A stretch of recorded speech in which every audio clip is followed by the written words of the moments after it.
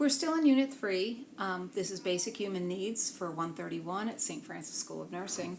And now we're going to start to talk about elimination. We've covered some big content. We're going to do urinary and then we're going to do bowel. I'm going to focus your textbook resources that you can use to clarify concepts are in chapters 28 and 29 of your Wilkinson, Treese, Barnett, and Smith Fundamentals of Nursing, Volume 1 textbook. Volume 2 also has some interesting information about managing incontinence, but there are some things we're going to skip. Your fundamentals text gives you a fairly comprehensive resource. What we are not going to talk about is bowel diversion, like colostomies, ileostomies. We're not going to talk about urinary diversions, and we're not going to talk about how to insert a Foley catheter, because we do that next semester. So let's just, we'll focus. I gave you some page numbers. Anything in between those pages that's not listed, you can skip for now, and there's always time to go back for it. Our lesson objective, similar to other lesson objectives for this unit, is to apply the nursing process to a client with an unmet need for elimination. Our focus is going to be on a couple things. When we do urinary, we're going to talk about UTI, or urinary tract infection, and we're going to talk about incontinence, different types of incontinence and how we manage that. When we get to the bowel elimination section, we're really going to focus on things like constipation, diarrhea, and bowel incontinence. And maybe some odds and ends in there, but mostly those things. So, with that having been said, we can get started. Okay, we'll start this presentation with a brief overview of the structures and function of the renal system. I brought this picture right out of your text, and that kind of shows you roughly what most of them look like. We start how blood comes in through the renal artery into the kidney. It goes into the nephrons, which are the working units of the kidney, where all urine is made, and the blood is filtered so that most of it ends up going back into the circulation out here through the renal vein and then the vena cava. Whatever is not going to go back into circulation, what is considered excess or waste, goes into a collection tubule, goes into a ureter. Where is that ureter? There it is. It's this flesh-colored structure here that comes down into the bladder. The bladder is the reservoir made up of a lot of muscle. And then when we relax the external sphincter, voiding happens. Urine goes out through the urinary urethra and the meatus. And that's basically a really brief overview. Just to give you an idea of how hard the kidneys work, here I'm going to show you a picture. Blow that up a little bit. Okay, so this is like a cross section. There's the, let me get that pointer. There's the renal artery, and you can see it goes through these little renal medulla, the pyramids, and then the nephrons are on the end. They're really tiny units, but very hard working. I'll give you a picture of those. And after they filter the blood and send the wastes out into the collecting tubules and into the ureter, the rest of it goes back through these little venous capillaries into the venules, and then the renal vein takes it away out into circulation. So you get to keep most of your stuff. About 99% of it is coming back into circulation. That 1% of it that you don't need is going to go out through the urinary system. Okay, and here is a picture. I'm just going to make that really, really big, of a nephron and the surrounding structures. Now here are the little blood vessels. And there's your glomerulus. Glomerulus is a little ball of capillaries. And it's the blood that's rich in all the stuff that needs to be filtered. It comes into the Bowman's capsule, and then there's a series of tubules, which to me look like those little setups that mad scientists have with all the glass jars, and there are all these little loops. And they become important in different places. Like the loop of Henle is where Lasix works. It's a loop diuretic. And then some of these other tubules have to do with reabsorption of amino acids and glucose. And then this is the collecting duct that I was saying leads to a ureter. And so the urine kind of goes through here after everything's been reabsorbed. And there's all these capillaries that kind of surround that and make this filtration process work better.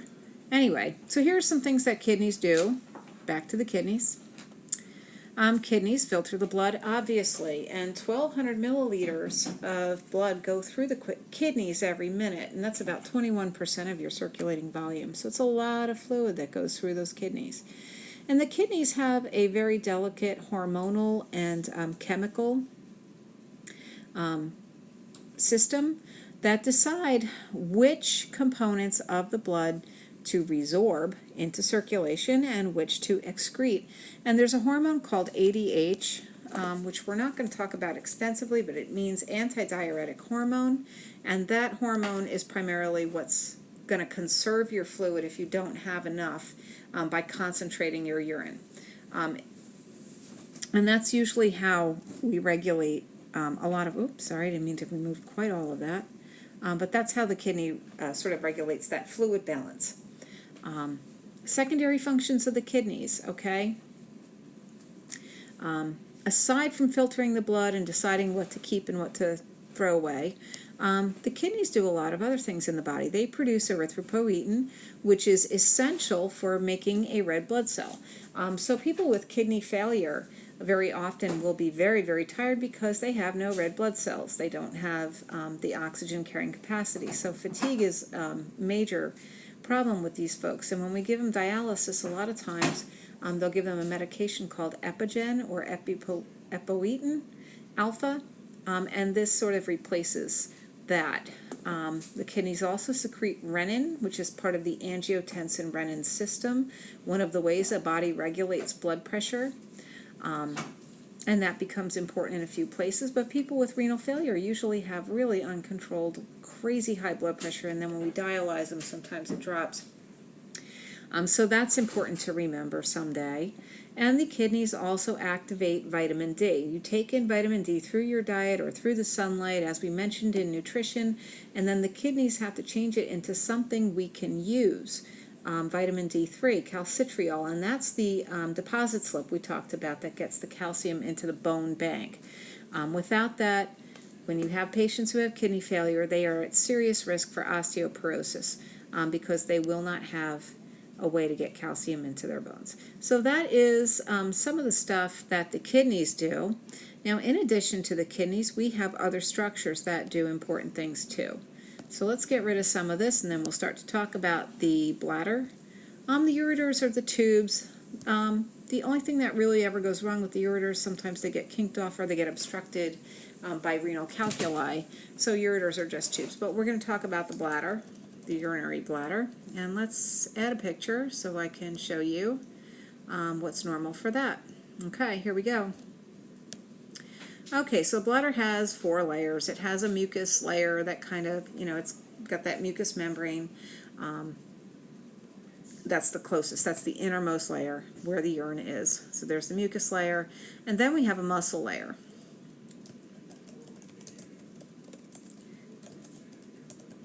And there are 3 layers of muscles, and we're going to loosely call them the detrusor. Ooh, it doesn't want to take it, the spell check. Detrusor muscle layer, okay?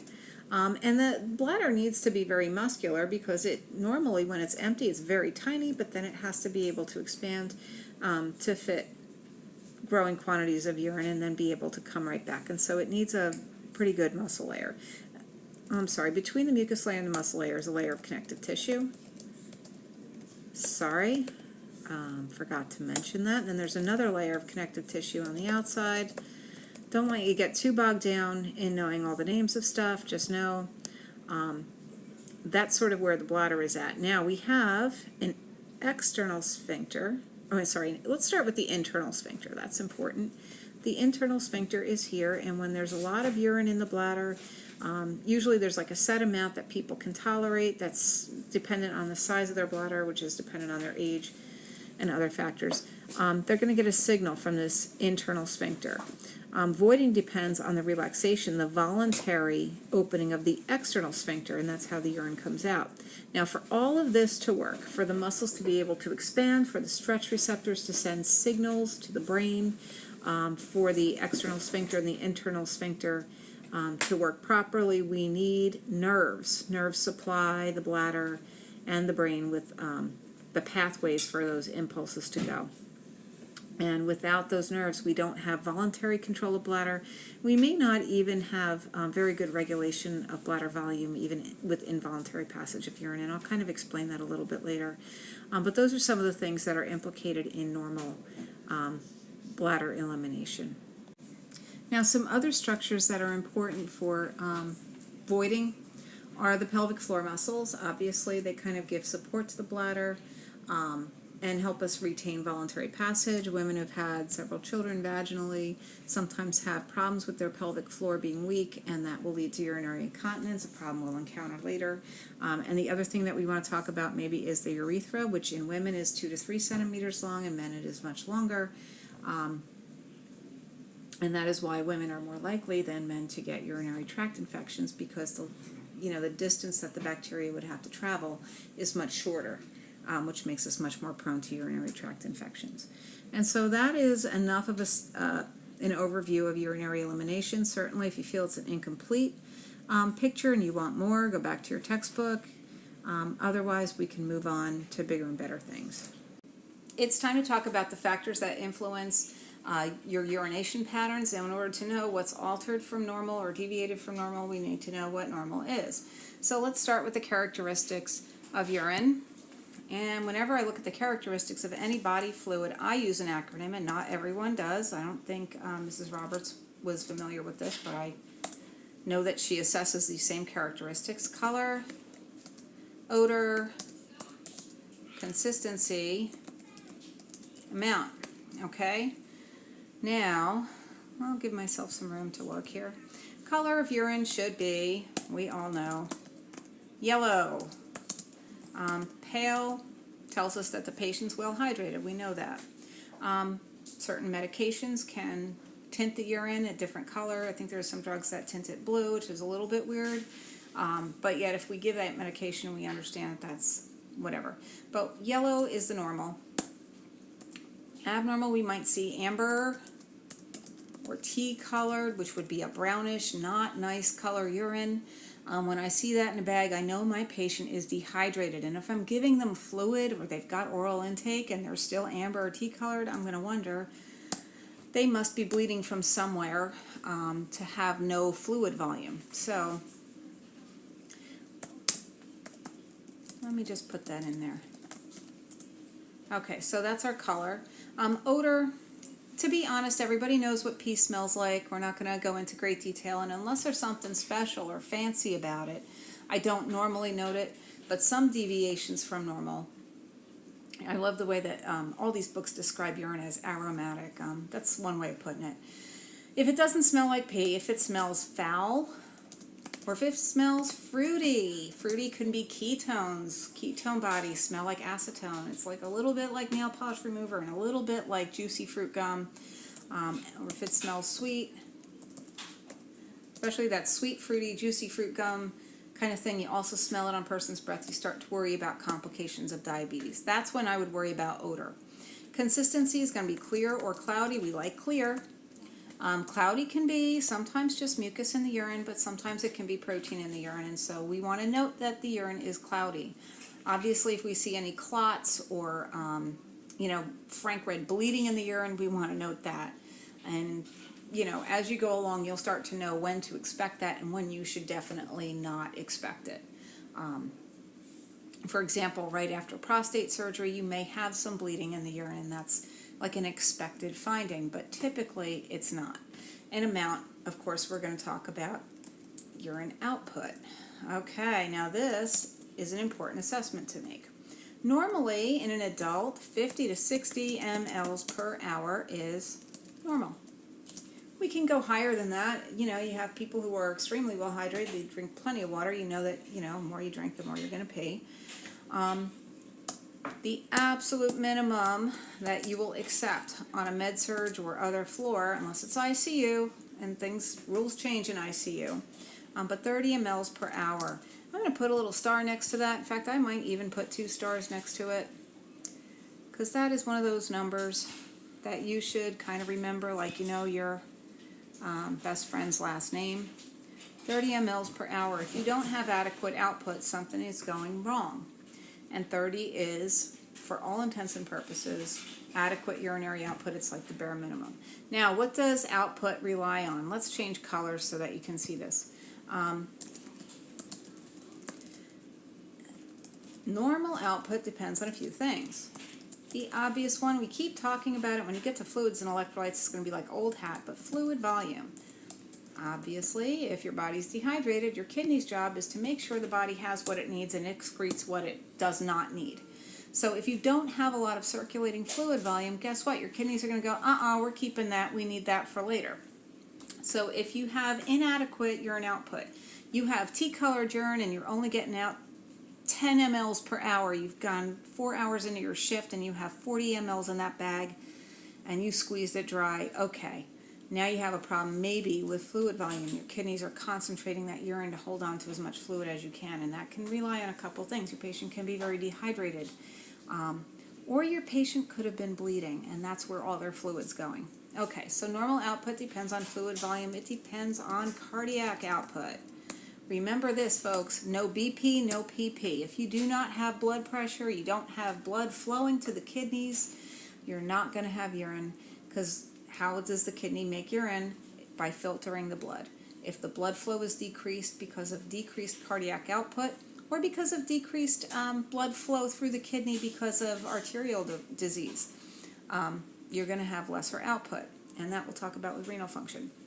Okay, in order to have normal output, you also need to have normal patency of the urinary tract, which usually is not a problem, and on top of that, you need to have normal nerve impulses.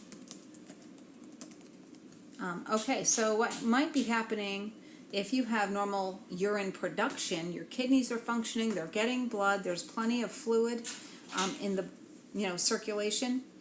What might be happening is that the urine is being produced and it's getting to the bladder, or maybe it's not, maybe your ureter's kinked and it's backing up to the kidney, causing a little backup on the kidney called hydronephrosis. That can be a problem with the patency of the urinary tract. Some drugs will cause urinary retention, and now you have urine that's in the bladder and it's filling up the bladder, but your nerves aren't working properly and you're not able to void it. You're not able to open up that external sphincter and let it go.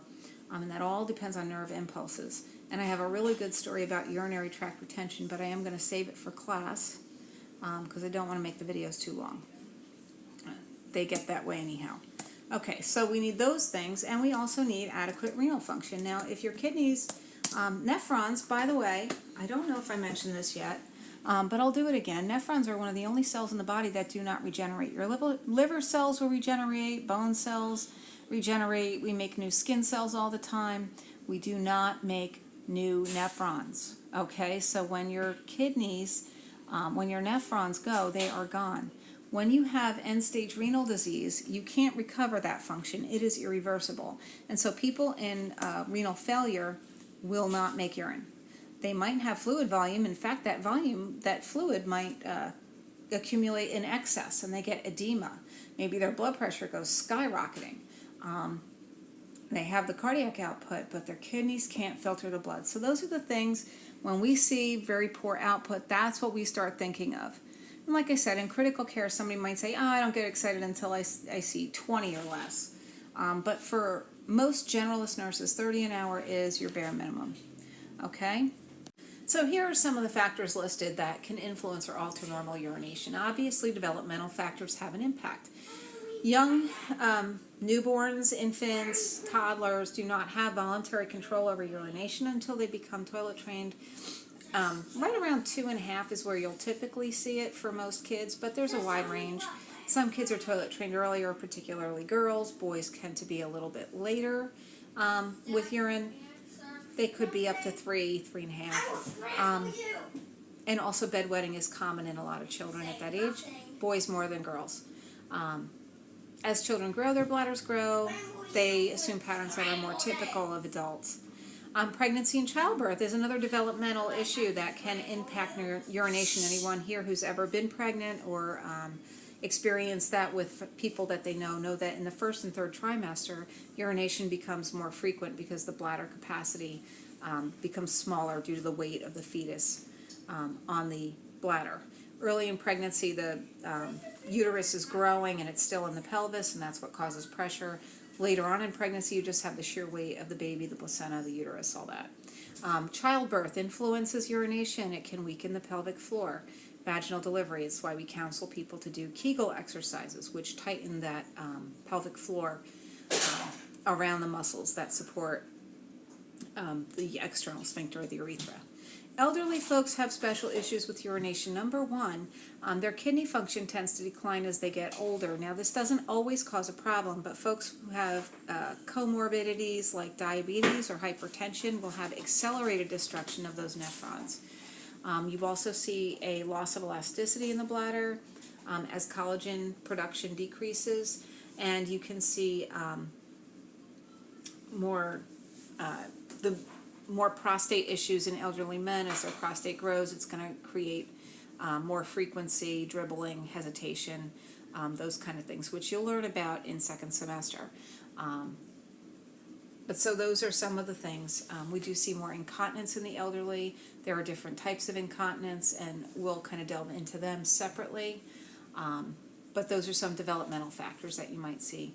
Personal, sociocultural, environmental factors. Voiding is a highly private matter for most people. Hospitals are not private places, and so you'll see some alterations in voiding. People need to have privacy usually to void. It's, sometimes they'll call you over. They want to use the urinal or they want to use the bedpan, and then they just can't go. They need to go, but they can't go until you sort of leave the room. And so we try to make voiding as normal a problem as we can. The loss of dignity for hospitalized patients, definitely important. If you're incontinent in the hospital and other people have to clean you up, or if you have to have assistance or you need authorization or a bedpan, people can be embarrassed by that, and that will impact their self-concept. And then we have things like lack of time. If you feel pressured, if somebody's standing outside the door, obviously. Cultural influences. This kind of goes with a lot of things. But there are some cultural groups that will not allow mixed gender, like male nurses with female patients, or vice versa. They might not want to be toileted by somebody of the opposite gender. And so those are just some of those factors that can influence urination that the nurse needs to be aware of. Also, obviously, nutrition. If you're taking in a lot of caffeine, if you're taking in alcohol, chocolate is another diuretic. So that kind of decreases the production of ADH, which is that anti-diuretic hormone, and it's going to wash out a lot of your fluid. On the other hand, people who eat a lot of salt or a lot of high sodium foods are going to sort of concentrate their urine. They're going to retain urine a little bit. They retain fluid. The water follows salt. And so that's something that you would be aware of. Hydration, obviously, the more you drink, the more you pee. Intake should equal roughly output. Activity level, if you're running around a lot, you're losing water through the through the skin in diaphoresis, and so you might have decreased output. And then your book lists on page 719, if you're following along, a lot of medications. Remember that the kidney is one of the places. There are basically two places where you metabolize meds, the liver and the kidneys. I mean, some will go through the skin to a smaller extent, but the liver and the kidneys are the two places that metabolize and excrete your medications. And so many medications have an effect on urination. I don't want to get too deep into those. What I will do for you guys when we start to work on templates, we'll work on Lasix, which is a diuretic. It works in the loop of Henle, which was in that first picture, one of the first pictures I showed. Diuretics work to get extra fluid off the body, okay? And so they normally act in the kidney to excrete water. And that has an effect on blood pressure and the peripheral resistance that the heart has to work against. There are other medications that we use. We have thiazide diuretics, in that class of diuretics. We have potassium-sparing diuretics. A lot of your diuretics wash the potassium right out, something you'll find more with fluid and electrolytes and as we do clinical contact. But I don't want to get too deep into all the different medications. There are medications that are used to control what's called overactive bladder, and they work on some of the receptors that are called muscarinic receptors in the muscle wall of the bladder, that detrusor muscle.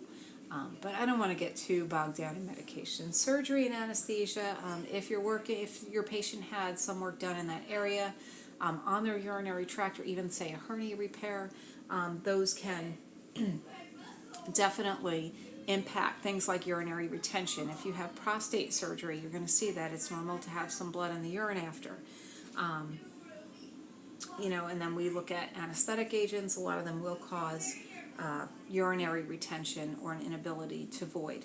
Your kidneys are producing urine, but you can't void it. And so those things have an impact. Then we have our pathological conditions, and I have sort of mentioned a few of these as we went along. And I'll just list a few of those pathological conditions for you. First one is UTI, or urinary tract infection. And I want to do that as sort of a separate slide. Urinary retention, which is the inability to empty the bladder after the urine's been produced. Urinary incontinence is another one, and those are the three that we're mostly going to focus on. And so we'll kind of go ahead and discuss that now.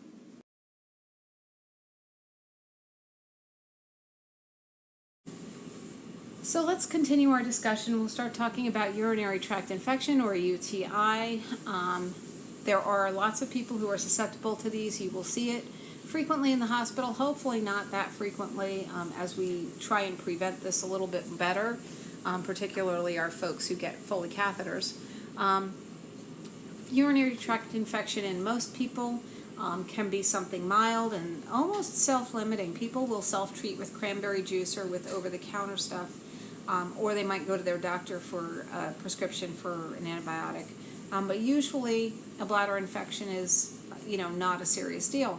However, particularly in your patients who are at increased risk, your pregnant ladies, your frail elderly, urinary tract infections can ascend the urinary tract up the ureters and into the kidney, where they become like a pyelonephritis. I'm not typing that in because, you'll hear it again.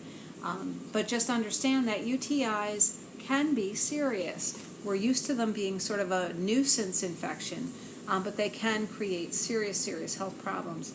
Particularly for your elderly patients and your pregnant patients, anyone who's immunocompromised. Okay, so let's start with symptoms. Symptoms are subjective data. They are things that the patient reports. So we have dysuria, which is painful urination or burning with urination. We have frequency. Patient reports the sensation that they feel like they have to go all the time, and they have to go right now, but when they do, they only void little amounts, and it's very painful. That's your classic presentation for a UTI.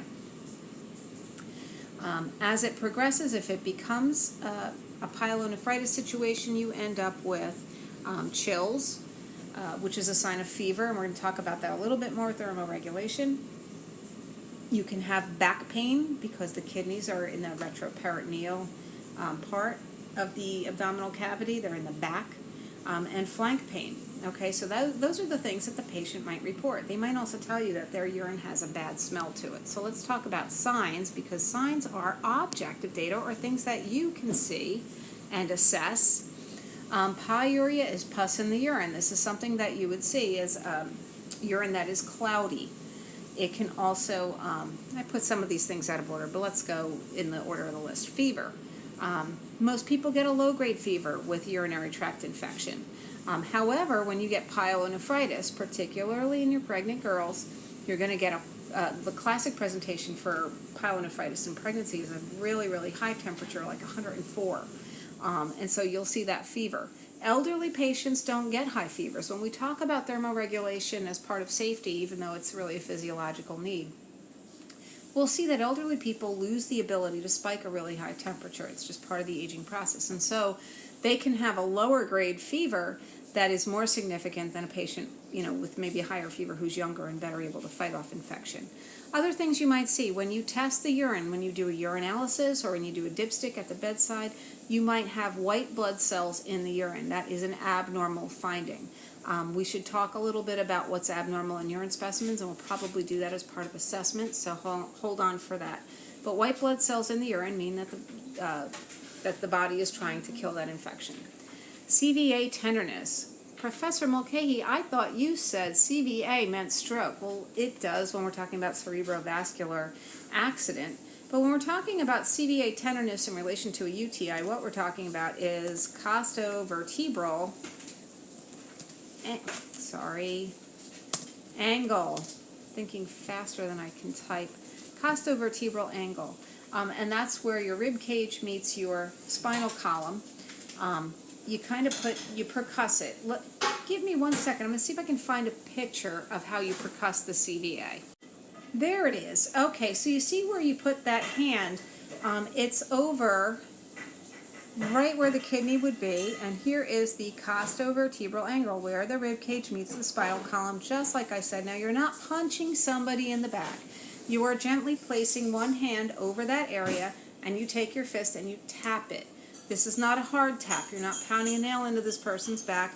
You're just percussing gently over the area. Okay, let me get rid of the picture now. And if a person has tenderness when you do that, then they have CVA tenderness, and it's a sign of a urinary tract infection. In particular, it is a sign of pyelonephritis. Hematuria is another sign, and foul-smelling urine is another sign of UTI. So those are your signs and symptoms of UTI. So let's find out who's at risk. What are some risk factors? Well, unfortunately, or fortunately for you gentlemen, women are at higher risk. Sorry, I must have put caps lock on, sorry. And why is that? It's because their urethra is very short. It's only 2 to 3 centimeters. So that there's less distance for the bacteria to travel up the urinary tract into the bladder, etc., etc. In particular, sexually active women are at risk. And that is because sexual intercourse has the capacity to drive the bacteria into that area. Now, if they're using spermicide, that risk goes up a little bit more, okay? And that's because those chemicals change the flora and the bacteria, and so you're more likely to carry pathogenic bacteria in that perineal area. Pregnancy increases your risk. Pregnant women are considered immunocompromised. It's just one of those things that happens so that you don't reject the fetus. And also when you're pregnant, a couple of different things happen. You have the weight of the uterus pressing on the bladder. Sometimes that leads to little amounts of residual urine, even though you're peeing a lot. It's just something that can happen. Also, the hormones change the vaginal flora somewhat, and so you have more pathogenic bacteria in that area potentially. Okay, so who else is at risk? Well, men can be at risk. Men with prostate issues in particular. So if you have benign prostatic hypertrophy, BPH, which is part of, I want to say it's like maybe unit 5 or 6, in spring semester, you have an issue with urinary stasis. Anytime that fluids or secretions or anything stays put, it creates a medium for bacteria. So men with prostate issues can have problems also. People who are prone to kidney stones, sorry. I said we can't all be good at everything, so typing is not my forte. People with kidney stones, obviously, because you have obstructions, and anytime there's an obstruction of the flow of urine, there's a chance of infection. Particularly if you have kidney stones and your ureter's obstructed, that fluid can back up into the actual kidney, and so it's, instead of it being an ascending thing, it can be something that originates there. Kidney stones, by the way, they're usually really tiny. They almost look like grains of sand, or, they're not as big as pebbles. They don't have to be very big. But sometimes they have really sharp edges, and they also cause irritation to the urinary tract on their way down. And so that's another risk factor. Diabetes, big risk factor. Why is that? Very simple. Bacteria love sugar. Diabetics spill their sugar or their glucose into the urine, and it feeds all the little buggies. Okay, also we have anyone with a catheter. I have this on my chart too. Now, straight cath is one risk. That's a risk because we have to insert it at strict aseptic technique, and there's always a chance someone violates that. But a Foley catheter is a much bigger risk. Why? Even if you do it under sterile technique, you now have something that can act as a wick for that bacteria to sort of climb like a little bitty ladder. And also the, little movements of the catheter, being that it's always present, can cause trauma and irritation to the urinary meatus and to the urethra, and that's another risk factor. The longer you leave a catheter in, we're going to talk about cauteries a lot when we teach you how to put Foley's in next semester, the bigger the chances. And so you don't want to leave a Foley catheter in a person for a prolonged period of time, and it has to come out as soon as possible. Also, we want to make sure that the bag in the Foley catheter, you're going to hear this again, has to be lower than the level of the waist, because if there's any backflow of urine, you're going to have that stasis that grows the bacteria. So there's your risk factor there. Anybody with immunocompromised states. We mentioned pregnancy. We can also mention HIV. We can also mention people with chemotherapy drugs that they're using for cancer, and we can also talk about patients who are elderly whose immune system has declined. Okay? And people who've had a history of UTI, and does that not make sense? If you've had one, you could have more. And usually the people with the history of UTI are the ones who come into the doctor's office and say, I have a UTI. They know what it is, and they know what works for them. And so those are your risk factors. Now, the diagnostic test that most often we use for UTI is a urine culture. We already talked about that in specimen collection. Not going to beat it to death. Just make absolutely sure you don't contaminate it, and instruct your patient on the clean catch technique if you're not using a catheter to obtain it. Some people will use a catheter to obtain it, particularly if you have a patient who can't cooperate. You have an elderly patient who is confused because they have a UTI. In that case, you would use a straight catheter to get your specimen.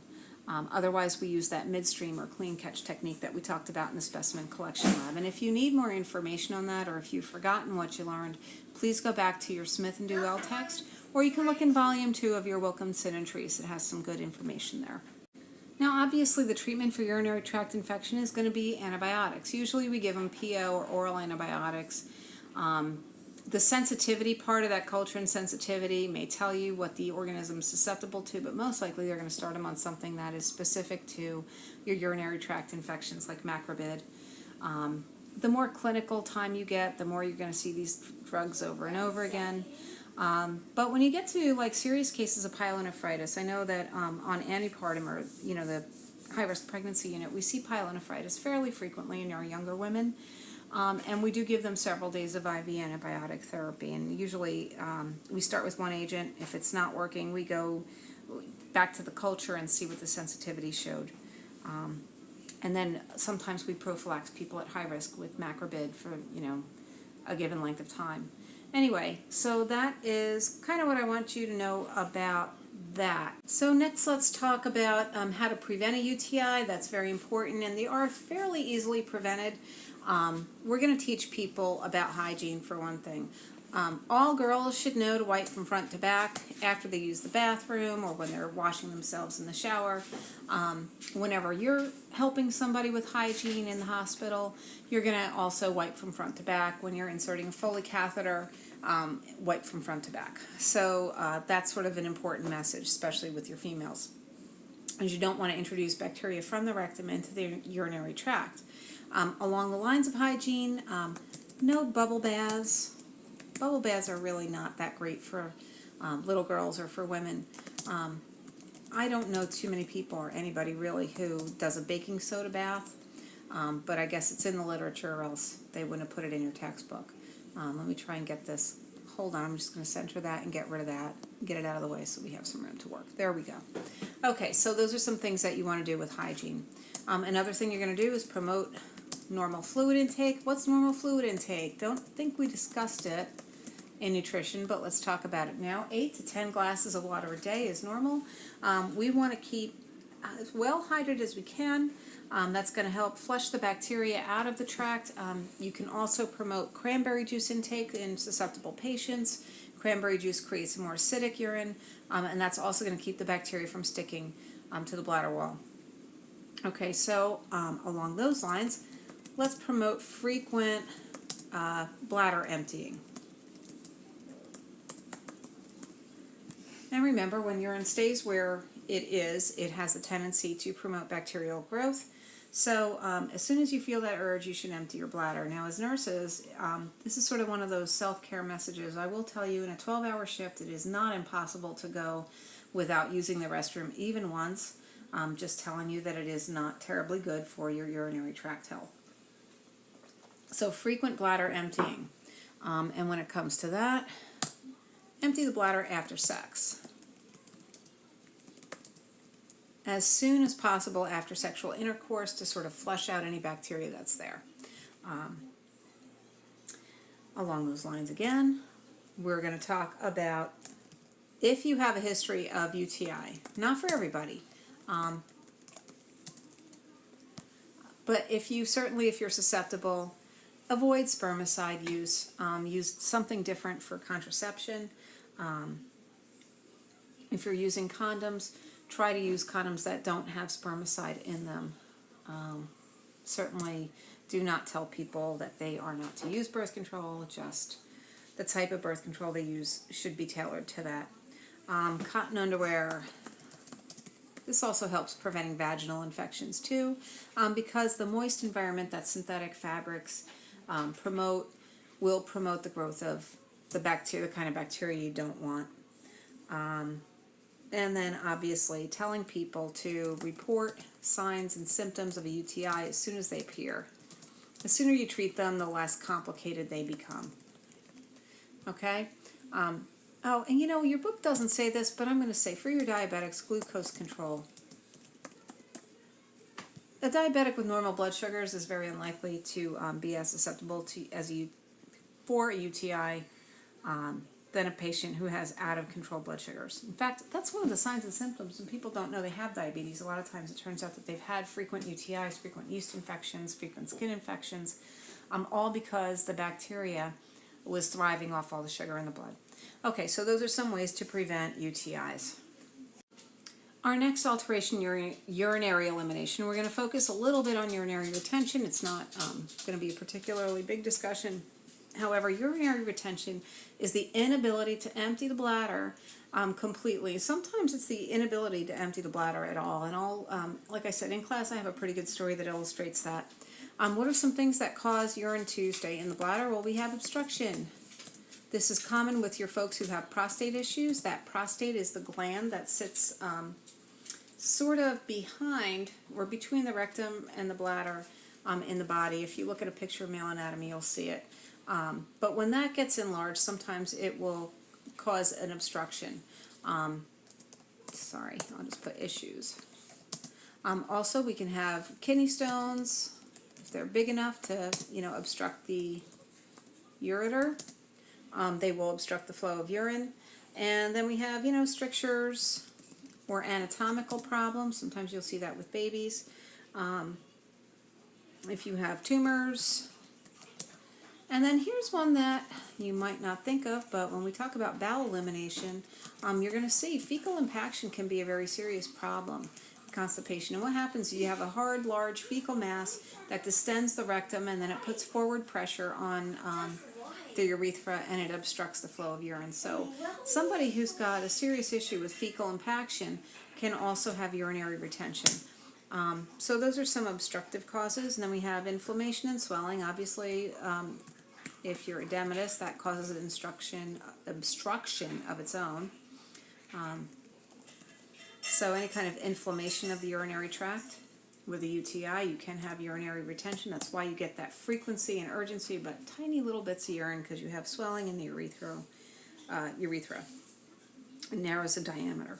Neurological problems. Now, I think I mentioned in passing somewhere that people with spinal cord injury can go one of two ways. Sometimes they're involuntarily passing urine all the time, and sometimes they don't pass the urine on their own at all. And so we have to put them on a bladder training program where they self-catheterize every so often, because if they don't, spina bifida is another one of those conditions that sometimes people have to be taught to self-catheterize. If they don't, the bladder will fill up and it causes serious problems, which we're not going to talk about today because time will run away with us.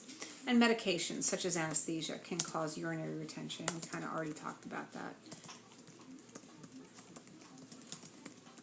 And there are other medications that just kind of dry the body up, but they can cause temporary problems with urinary retention. And sometimes mental states, anxiety, but that's usually a very temporary situation. People who feel like they're pressured to go always, in the doctor's office, that you ask them for a sample and they can't do it. So those are some reasons for urinary retention. And the way that we manage it, there are a few things.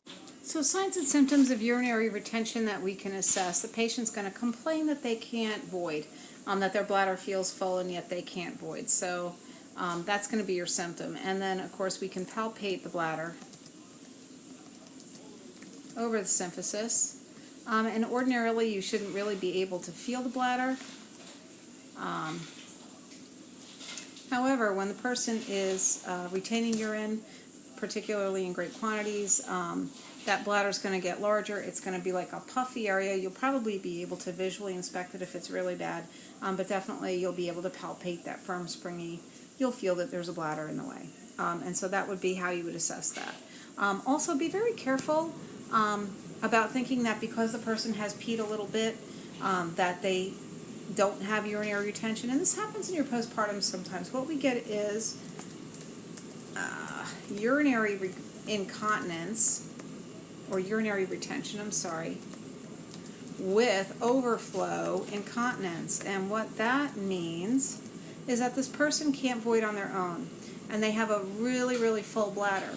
Maybe 800, 900 mLs is in that bladder. And instead of the bladder exploding, it'll kind of trickle out little tiny bits of urine, and yet there's still maybe 600 left. And so, this has happened where we get a patient up to go to the bathroom after they've had a baby. Maybe they have a little urethral trauma.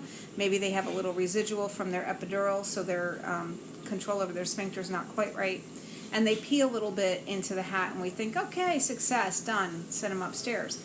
And meanwhile, that person's still retaining a significant amount of urine, and they're still unable to void it completely.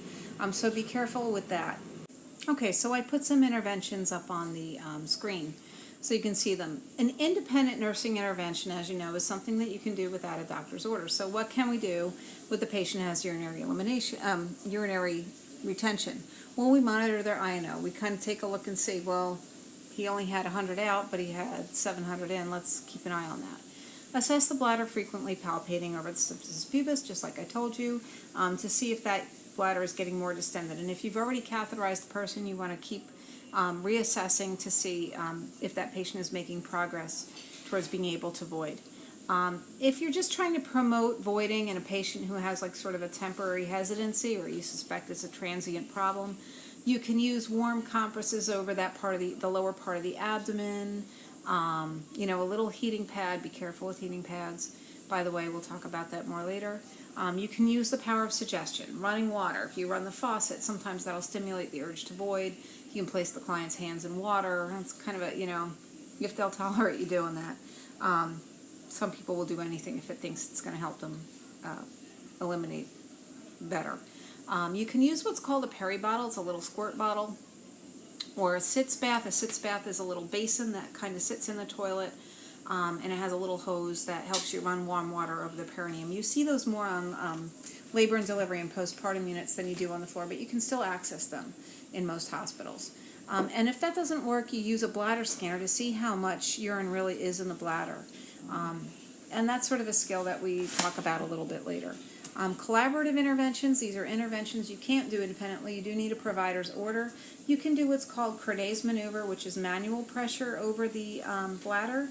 You sort of press downwards and hopefully you maybe squeeze some of that out. You override that internal sphincter.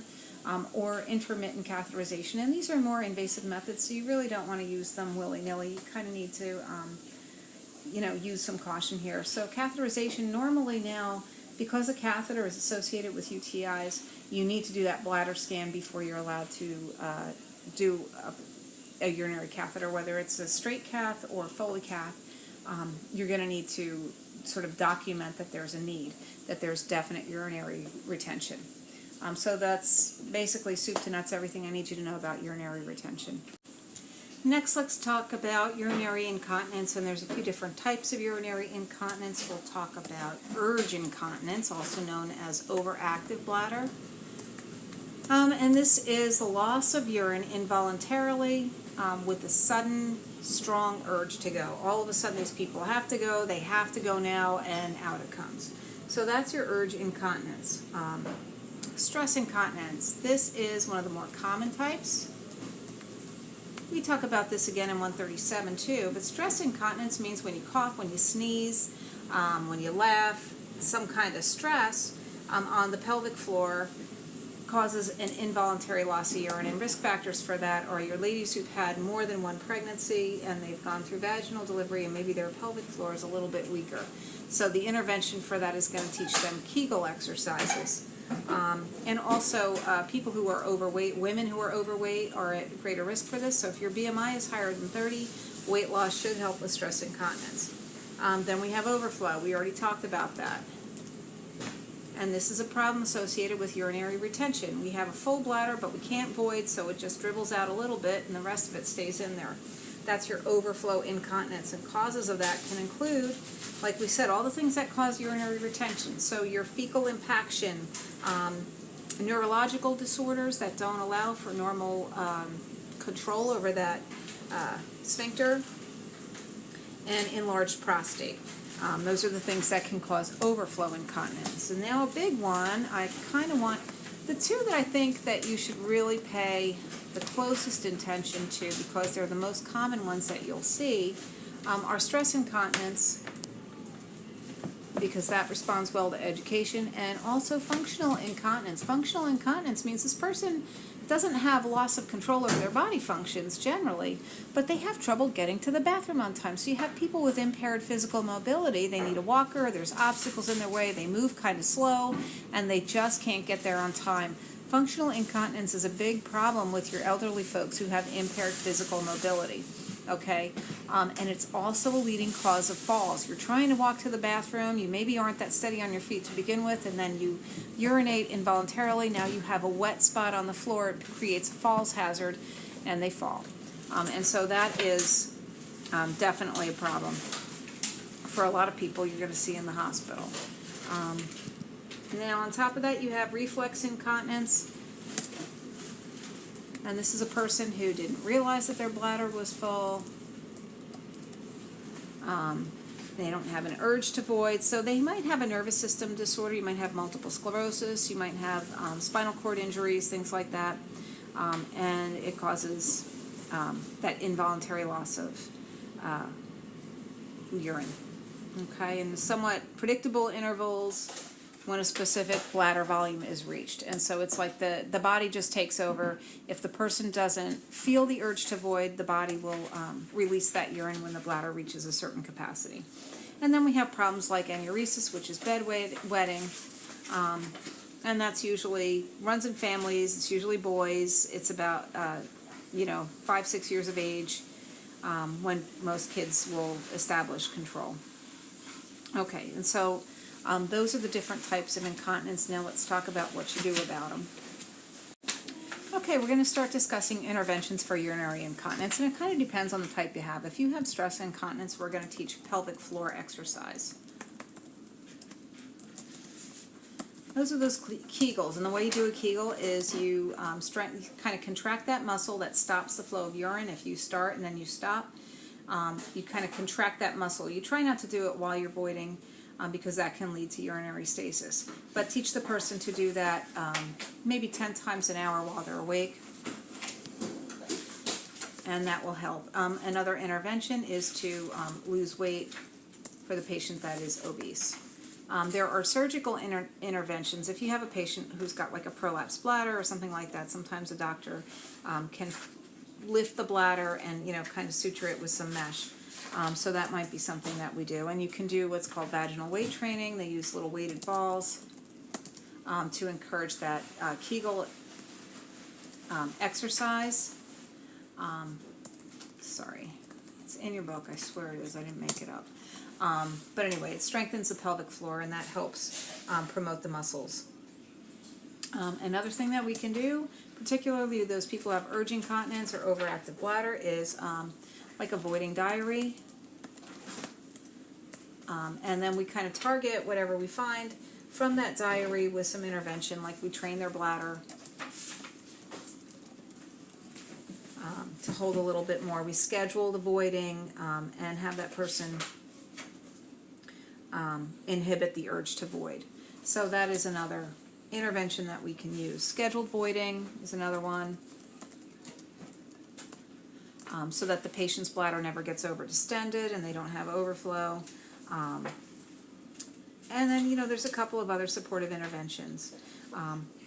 We're going to do meticulous skin care for the person with urinary incontinence, because we can get skin breakdown.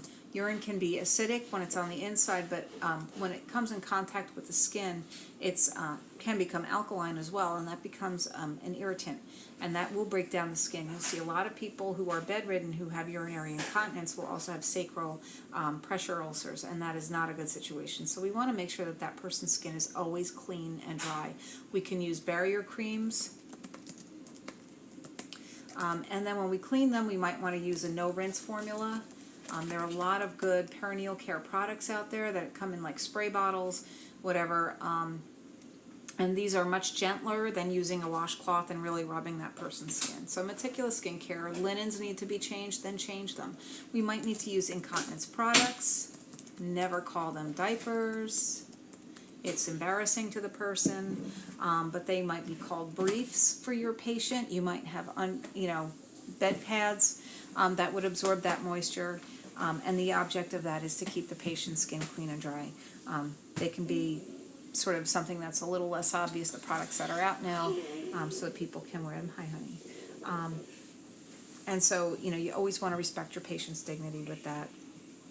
One thing that I want to tell you about, I don't know who has worked in the healthcare field and what you might have seen, particularly in some long-term care facilities, but we do not try to use Foley catheters, indwelling catheters, as a way to manage incontinence. It is not appropriate unless you have a patient who has pressure ulcers that need healing and you absolutely need to keep them dry.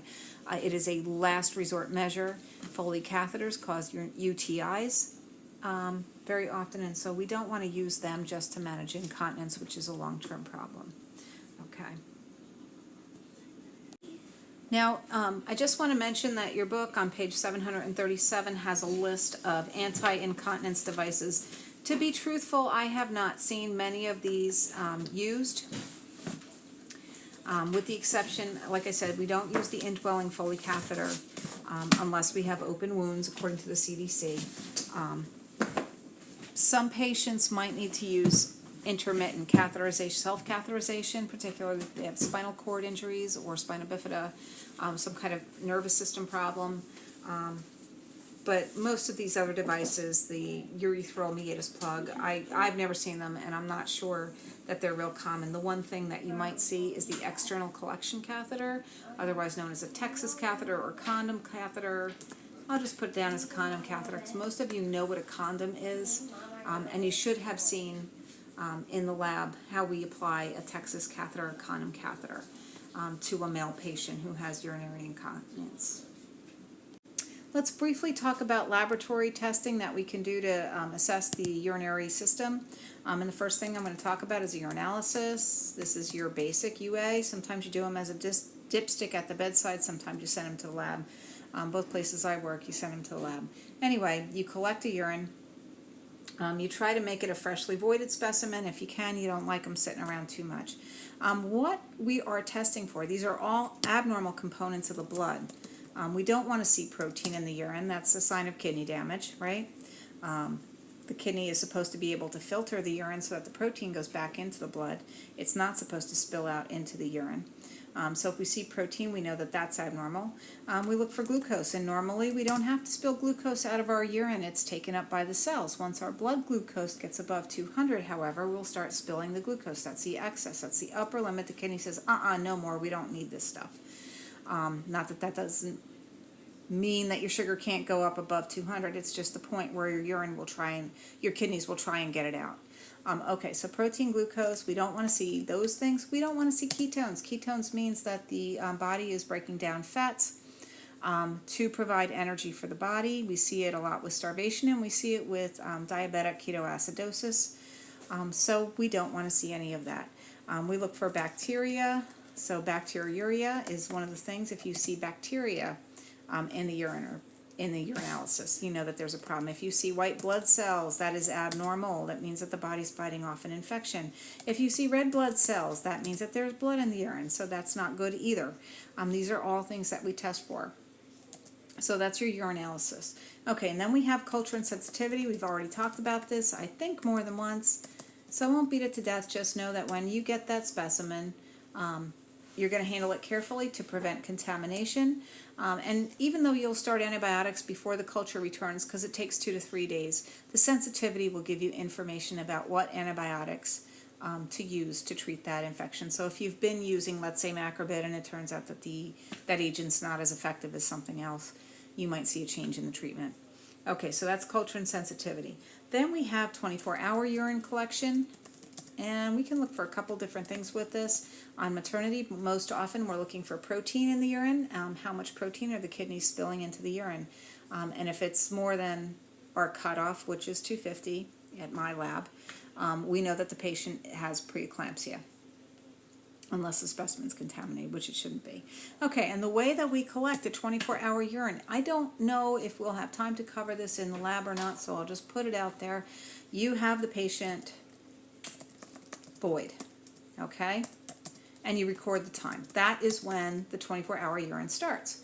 Because what you're measuring is all the urine that the kidneys produce in a 24-hour period. So whatever urine was in the bladder at the beginning of this enterprise is not counted in. The kidneys made that, we don't know when, we don't know how long it was sitting there. So it's all the urine that's produced from now until 24 hours from now. So record the time, discard that first void.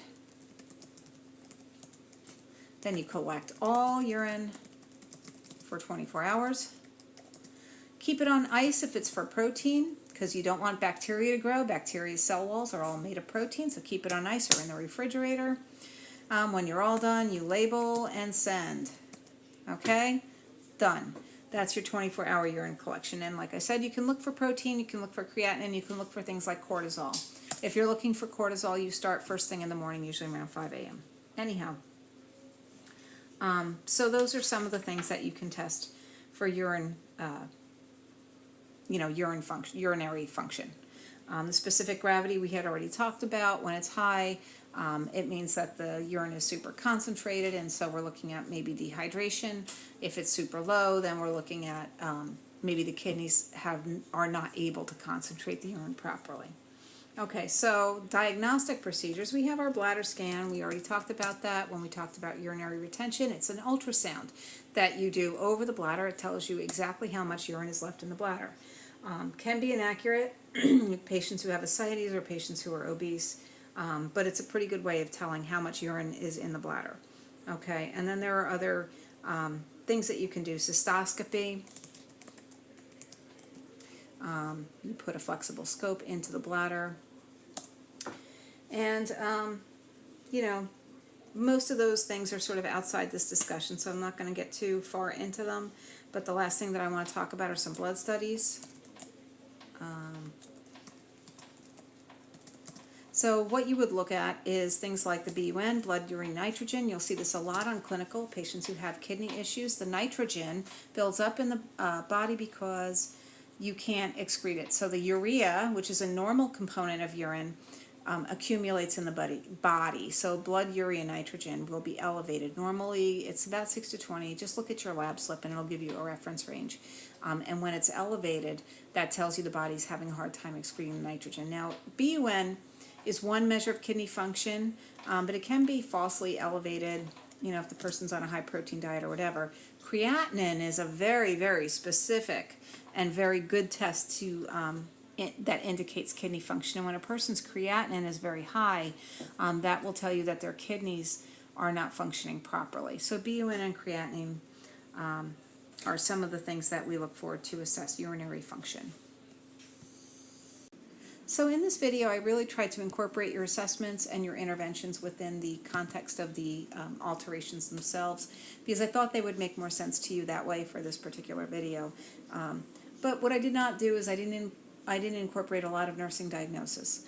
So we'll do that now. There are a lot of nursing diagnoses that apply to the urinary problems. Now, we started out with UTI, and students on clinical, a lot of times when they're making their care plan, get really confused. Well, they're here for a UTI, but I don't know if I should put risk for infection. Well, no, you can't. They're not at risk for an infection. They have an infection. And you can't place the infection as a nursing diagnosis because that's a medical diagnosis. So what do? Well, you target the things that a nurse can take care of. So we're going to look at pain. They have back pain and flank pain. Pain is going to be one of our nursing diagnoses. And maybe if they're running a fever, if they have that pyelonephritis that we talked about, we can talk about ineffective thermoregulation. Although we'll find out later that a fever is the body's natural response. We don't always want to treat it. Sometimes we might. Sometimes if they're at 104 and they're pregnant, we're worried about the fetus with that high fever, we might treat it. And so ineffective thermoregulation could be something that we care about. We can have a diagnosis of, we're still on UTI, deficient knowledge related to perineal hygiene. They keep getting UTIs because they keep wiping from back to front. Okay, so that could be one of our nursing diagnoses for a UTI. Let's say our problem is urinary retention. Well, we actually have a nursing diagnosis for urinary retention, and as long as our interventions are something that are within our scope of practice, there's nothing wrong with that. You can have acute or chronic,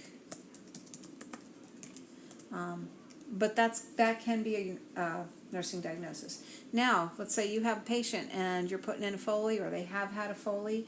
You have a couple different diagnoses. You have risk for infection. That's where your risk for infection comes in. They do not have an infection, but they are at risk for one. Or you have risk for urinary tract injury. When you're putting in that catheter, you can damage the meatus. Sometimes if you pull on the catheter, you can damage the meatus. So you have a risk for urinary tract injury, and your interventions are going to be based on that. You might have all of your incontinence diagnoses. And of course, incontinence itself can be nursing diagnosis, and it can be specified by type. Let me clean this up just a tad, and then we'll kind of go through incontinence. So as you can see, there's a whole slew of nursing diagnoses that apply to incontinence, and they are specific to the type. Functional urinary incontinence related to impaired physical mobility could be one. Overflow urinary incontinence. So you sort of have to identify the cause, and that's going to help you target your interventions. Now, this second list right here that I'm going to point to, these are things that are sort of fallout from having urinary incontinence, and just a few. So risk for impaired skin integrity. If you know the person is constantly leaking urine and they're in the bed, you're going to target your nursing care plan to deal with that so that they don't get pressure ulcers because of all that wetness next to the skin. Risk for falls. Those folks with the functional incontinence can't get to the bathroom in time, and so en route to the bathroom, they void on the floor, and that creates a falls hazard. Disturbed body image. People who are used to being independent, incontinence is embarrassing, and it threatens their self-concept, which we'll talk about in psychosocial needs. Now, social isolation is something that you might encounter. Patients who are incontinent very frequently start to change their socialization patterns so that they don't embarrass themselves in public. They may be reluctant to wear incontinence products or garments. So what we do is we target the related to factor that maybe that stress incontinence or that urge incontinence with intervention, so that they feel more confident to relate to others and to go about their meet their social needs. Now, I'm not going to go into this extensively because we all know evaluating your outcome depends on what your goal was and what your intervention was targeting, but obviously you're going to go back to that goal that you set and find out whether your intervention was effective. Is the patient free from recurrence of UTI? Was our teaching effective? Does the patient experience fewer episodes of incontinence because our bladder training program was effective for that person? Is the patient able to empty the bladder effectively for those people with urinary retention? So those might be some questions that we would ask to determine whether or not our intervention was successful. And that is going to conclude our discussion of urinary elimination for now. If you think of any questions, please bring them to class, and I will see you there, and we'll move on to bowel elimination.